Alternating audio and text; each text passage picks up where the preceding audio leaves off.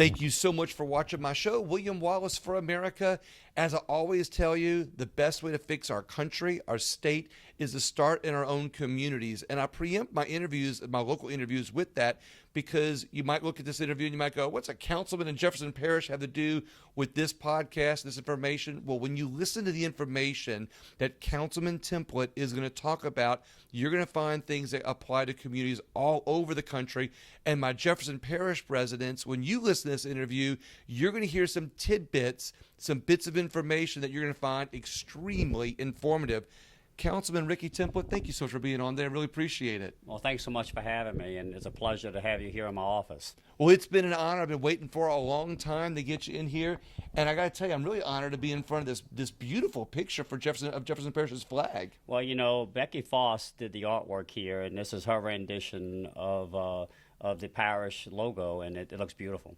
It really does. I tell you what, whoever picked that logo out, did a good job. Well, that was one of the initiatives we took place when I first came in as councilman at large. We wanted to rebrand the parish, give it a new look, and this was one of the outcomes that was voted on to be the new look for Jefferson Parish. Well, you got the Gulf of Mexico on one side, and you got the lake on the northern side, so the Pelican thing fits. That's correct. You know, people forget that Jefferson Parish goes from Lake Pontchartrain all the way to the Gulf of Mexico with about 440,000 people. I've heard lots of stories why it's that one little 10-yard sliver that goes all the way down the Grand Isle, and while Grand Isle is included in Jefferson Parish, there's all kinds of stories about that. Maybe you know that. Well, you know, it's from Lafitte to Grand Isle. It's basically 32 miles of now open water or bayou that makes Grand Isle a part of Jefferson Parish. It was really part of the Barrett Terrier Islands back in the day, and that's how we came Grand Isle as part of Jefferson Parish. Love it. So let's talk a bit about you, because before we tell people about what's going on in Jefferson Parish and some of the little tidbits of information that you have, what was your background before you ran for office? Well, you know, for years I worked in the service industry. I've owned restaurants, fast food operations, food court operations throughout the New Orleans metropolitan area. Started on the West Bank at a restaurant back in the day as a young man called Visco's. It was one of the earliest. That was your restaurant? I managed it for years. Okay. Right. And it was one of the largest, most popular seafood restaurants in the area at the time. I remember that. I grew up on the West Bank. Yes. And I remember Visco's was the place to be. Well, it was the who's who. And people back then, when they came, they didn't mind waiting an hour for a table because they were either sitting at the oyster bar or at the bar with someone they knew having a drink. I love this. And so after that, you were in the. What else did you do in the food service industry? Well, you know, after that, I got into corporate catering and then emergency catering.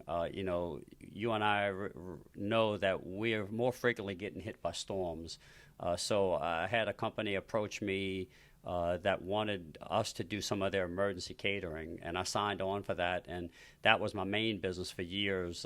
You know, some of my first large jobs were for Hurricane Katrina, in which, you know, naturally it was at the time one of the largest hurricanes that hit our metropolitan area.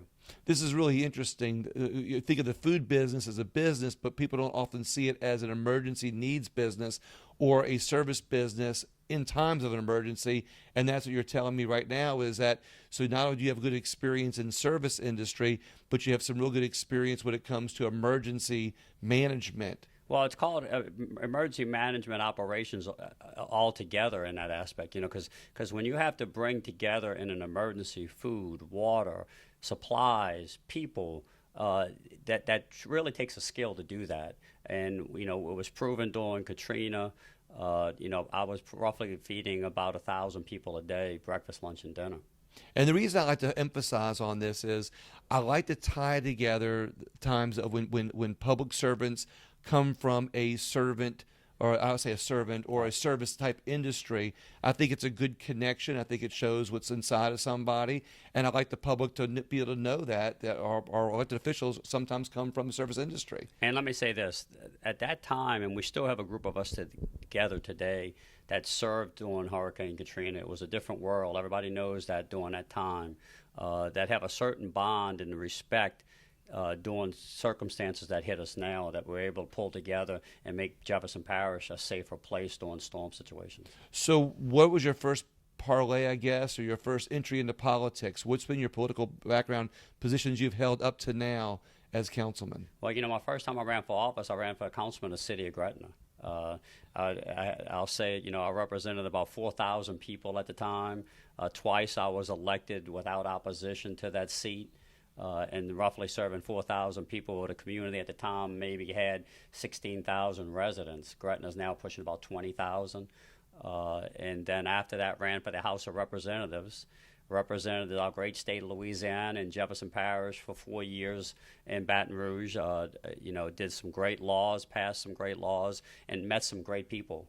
The class I was in was the first class that came in after term limits, and there was roughly 65 of us. And a lot of the good people came out of that class that served then. Our sheriff, Joe LaPinto. Right, he was there. Was one of them. Our treasurer, John Schroeder, was there with us. Senator Pat Connick, Senator Kurt Talbot, and you can go on, that all were in that first class. So these are all people that you formed a friendship with that are still in office today serving people in this parish? Most definitely. Across the whole state now, we have the capability of reaching out to people that I was able to serve with. So before we talk about projects that are going on in Jefferson Parish and things that you've worked on and been involved with, I want to talk about this, about a charter idea that some businessmen had that you talked about earlier, where we've got some people that some terms expiring, and this is just a unique information for people in Jefferson Parish as to why so many current council people are running against each other in the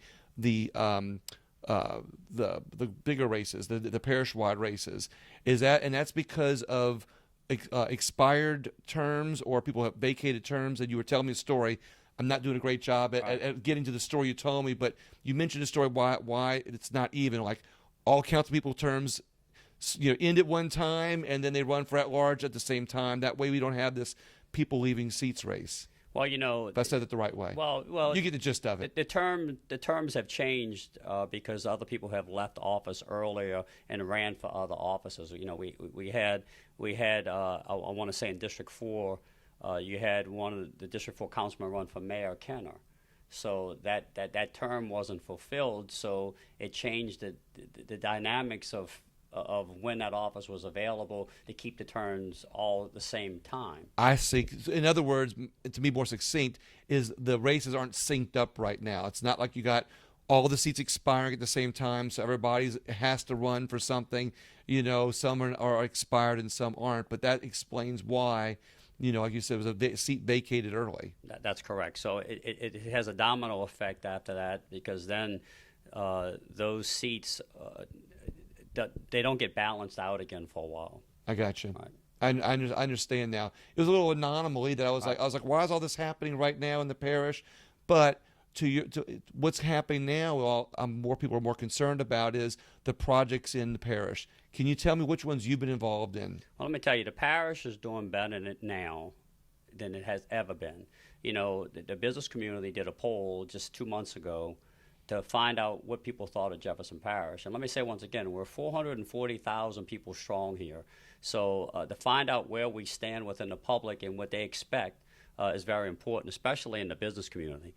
That poll came back with 75% of the people from the business community, not me or another politician, that 75% of the people like the direction Jefferson Parish is going in. 75%. That's huge. That is strong. And let me be perfectly clear. There's not a Fortune 500 company out there that would change its leadership at the top when they're doing so well.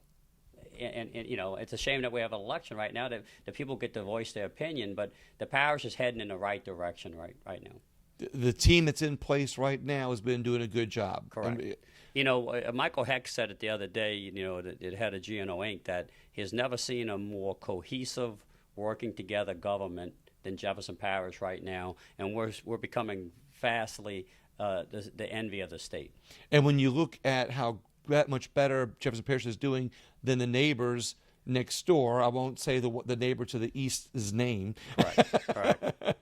you look at how disorganized things are in there, but you look at how organized things here. We see lower crime, we see more jobs, Right. we see a lot of the benefits of that. Are there any projects or any things that you can point to that you've been involved in that you think is doing better in the parish? Well, let me just say, for a prime example, just last year I signed in as chairman of the council. I signed all the contracts and all the bonding. We bonded out over $350 million last year that I signed to be proactive in going after keeping in check our water and sewer lines here in Jefferson Parish. Always here, I hate to say, our neighbor to the east, where they're having major failures in their water and sewer lines. Well, this is putting us in a position to where, since we're being proactive, that we have engineering firms going out and evaluating those lines before they fail, evaluating the sewer lines before they fail.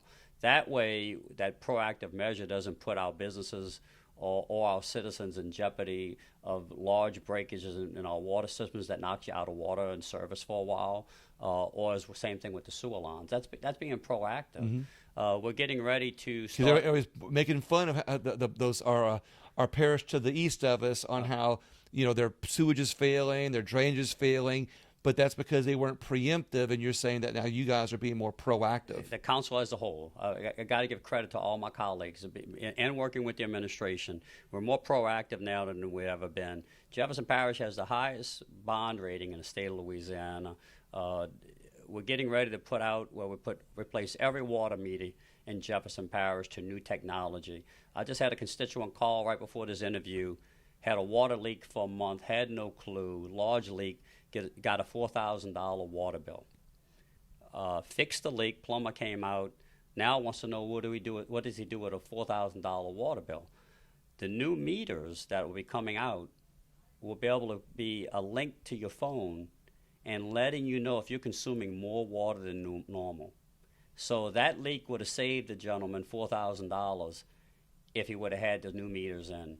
And that, once again, that's a proactive move. That's a big water bill. I don't know if I can handle a $4,000 water bill. I think we're going to be able to work with him because he can prove that he had a leak and they fixed it.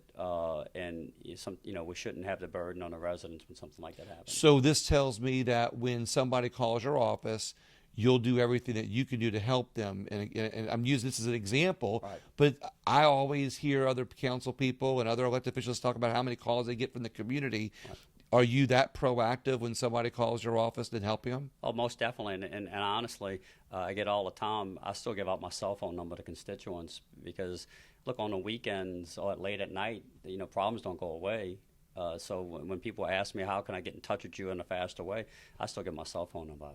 So there's a lot of other projects going on in the parish. Do you have any updates on some of the projects that people want to know about? No, look, everything's moving along smoothly in the parish.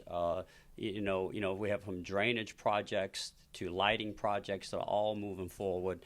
We spent probably a little bit over $1 billion in the last 10 years for infrastructure to our drainage, levees, and pump stations. That's one of the reasons why we've been kind of disappointed in FEMA's 2.0 flood insurance rating, because we were always told that if we improve our drainage, pumping stations, and levees, our people will see a reduction in their flood insurance.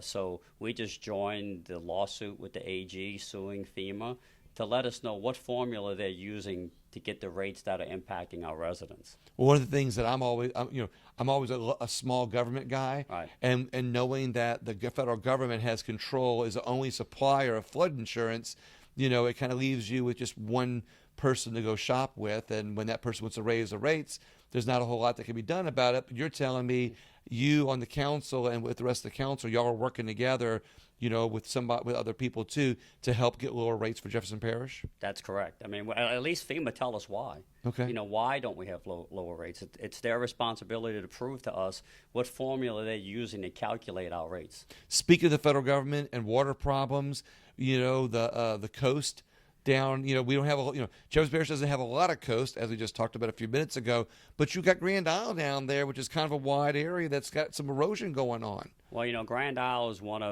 is the only habitable barrier island in the state of Louisiana. There's not another one on the Gulf Coast in Louisiana. So besides Is it habitable by people or habitable by animals? habitable by people, okay, habitable by people. And the problem is that every year we have to stress and go after funding to try to protect the island. It is the first line of defense for hurricane protection and storm protection in the state of Louisiana and the metropolitan area, not just Jefferson Parish. Let's get that clear. You know, it protects St. Charles, Plaquemines. That one little strip of land. Well, all the barrier islands, but that's one of the biggest ones out there that is intact. It's 7 miles long, and it has a population of about 800 to 1,000 people. You know, one of the things that I have the hardest time wrapping my brain around, the federal government, if they find a green frog with spots on it, they'll spend millions and millions of dollars to save their habitat. Right. It's time we start saving our own habitat. Maybe if we as humans put some little brown spots on us, you know, say with the brown spotted humans, they'll try to protect us over there, right? Well, but am I right? I mean, it's time we start You saving are, exactly. It's a way of life, it's a culture, and it's also our habitat. So why are we fighting every year to try to protect our habitat? Well, I always have different hypotheses about why the federal government doesn't want to save our coast. You know, I mean, I guess the deeper the water goes, the more the water goes back to, or the land goes back to the federal government, correct? Like the deeper the water is, it becomes federal property, right? Right. Well, offshore at one point it does become federal government, but right now it's ours. Exactly. You know, and the mayor down there, who I like to quote, says, as long as there's one grain of sand to fly the American flag, he will. Mayor Carmodel. I mean, look, and this is complimenting him in a very simplistic way. He had a simple idea to build some barriers with rocks, and he's not an engineer. He's not some scientist, but he has these barriers that seem to be working. Why aren't they doing more of those? And prime example, you're absolutely right. And Mayor Carmodel has always said, and I got to tell you, the flag's still standing on Grand Island. You know, 1 grain of sand will plant the American flag. I just got off the phone with him just a little while ago this morning. The flag's still flying, so Grand Isle's still there. But you're absolutely right about the rocks. But the rocks actually started with another mayor, Mayor Andy Valance. Years ago, put the first rocks on Grand Isle, and they laughed at him. They thought it was a joke. He put these big rocks. Those rocks now are in the middle of the beach. They were put in like 12 feet of water back in the day, like in the early 80s. Now they're part of the beach, and you only see a little bit of the top of them. The rocks we have now were put late 80s, early 90s, that are only covering half the island as far as breakwaters. Those rocks were put into 14 foot of water. Certain times of the year, like right now, you and I could walk out and touch most of the rocks on the sand. So you can't tell me it doesn't work. You know, one of the problems we have is the FEMA, because the levee on Grand Isle is a FEMA, a Corps of Engineer levee. We'll keep begging for rocks to finish protecting the island and the coastal island there. And each year there's some excuse of why we can't do it and, you know, what we need to do.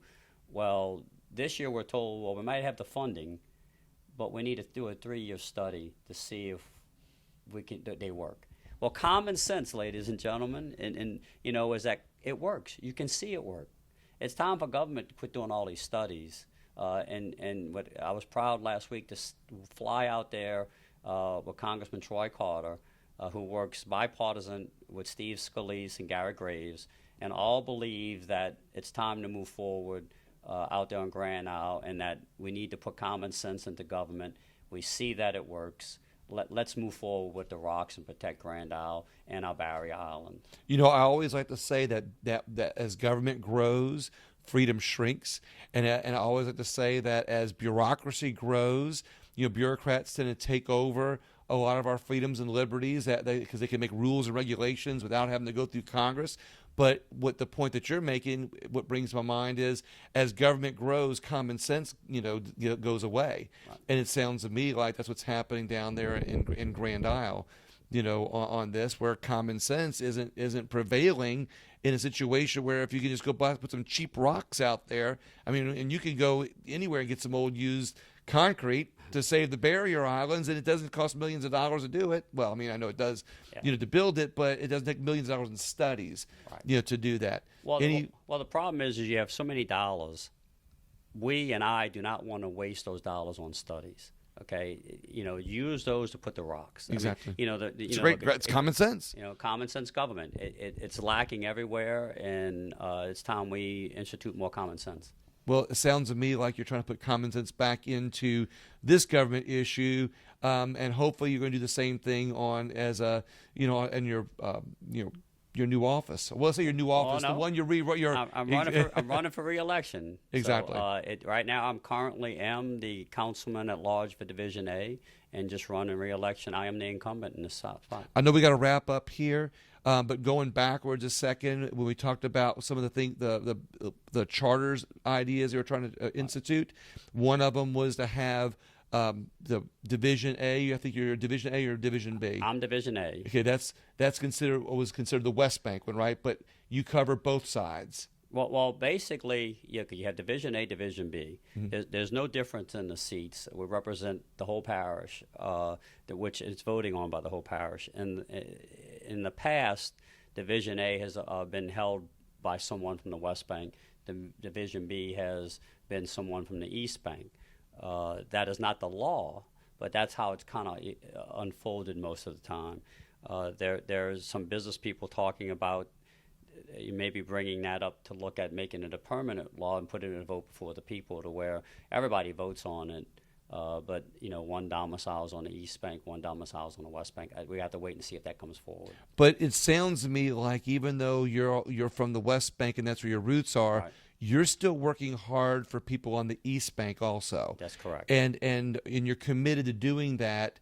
When reelected or if reelected, however people want to say that, right, you're still committed to working as hard for both banks as you are for the one that you have to be domiciled at if that happens. Oh, no, most definitely. Look, I work closely every day with every mayor in the city. Look, we have 6 cities in Jefferson Parish. People forget that. You got Kenner, Harahan, Gretna, Westwego, Lafitte, and Grand Isle. Being Kenner, the largest city with 60,000 people.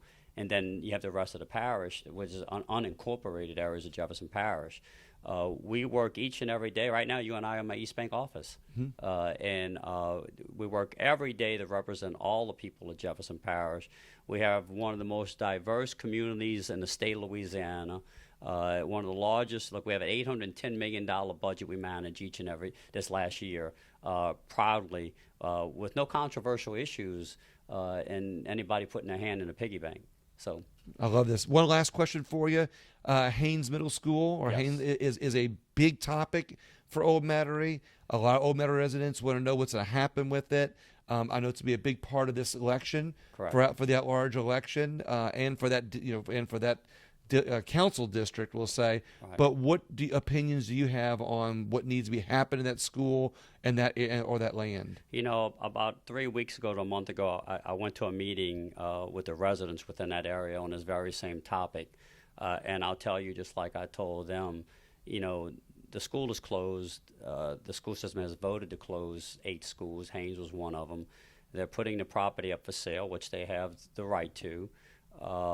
But the concerns were that the property was going to become commercial on Metairie Road and impact the neighborhood as a whole. Another concern is the drainage. The neighborhood is already impacted by drainage issues, so they want to figure out how the vacant land, when it becomes vacant, can help enhance the drainage capability. I told them in a meeting, I had a lady stand up and say, I just want to know if you support the property be staying residential or park or commercial. And I said, I stand with you in stating that I'll vote to make the property stay residential or park. And I'll still commit to that the property should stay residential. But if there's an option to make it a park that enhances the quality of life in that area, and the parish can either purchase it or have somebody purchase it, I'll be glad to help back that up. That would be an interesting little place to have a park. But also to your point, and we talk about drainage, right, is that with proper planning, now that you have a clean slate, in that area, you could also look at doing some drainage to enhance drainage in that area. Well, yeah, part of the problem is they have drainage issues. So while that is vacant or empty, we really need to look at how we can enhance the safety and the drainage problem that they're having in that area. All right. Councilman at Large Ricky Templet, any final words for the audience? No, look, love representing the people of Jefferson Parish. We have a great community. One of the most important thing that each and every one of us sitting here and out in the audience is that we just want a safe place to raise our children and live and have a great family. That's what Jefferson Parish is. It's a safe place to live, work, and play, and I'm proud to be part of that. Councilman, thank you so much. I appreciate it. Thank you. Everybody else, please share the interview with somebody you think might want to have a little bit more knowledge of the people that are creating the rules and regulations here in our parish and our community, because the best way to fix it is to be involved. Thank you so much. Have a great day.